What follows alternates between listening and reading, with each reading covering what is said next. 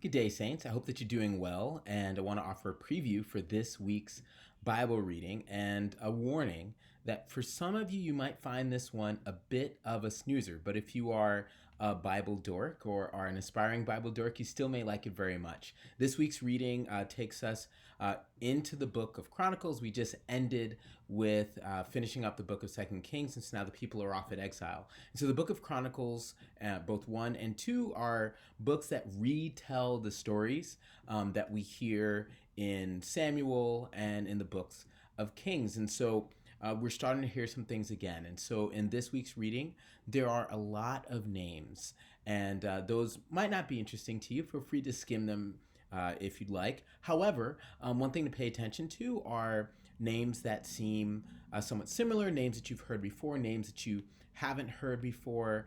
And yeah, if that kind of thing's interesting to you, that'll be cool.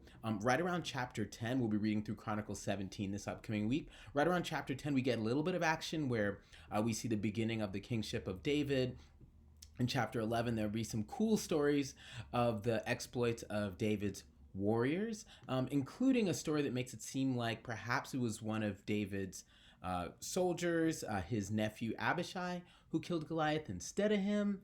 Some curiosities. But anyway, just some minor stories like that. We move on into David's kingship a little bit, hearing the same stories but slightly different. Anyways, if you like reruns, this is a reading for you. If not, feel free to skim through some of it, and it picks up quite a bit in the reading for next week. And so, in the meantime, I hope that you enjoy it. I hope that if you're a little behind, you could take being able to skim this week's reading to help you catch up a little bit. But either way, I pray that you are well and enjoying the Bible.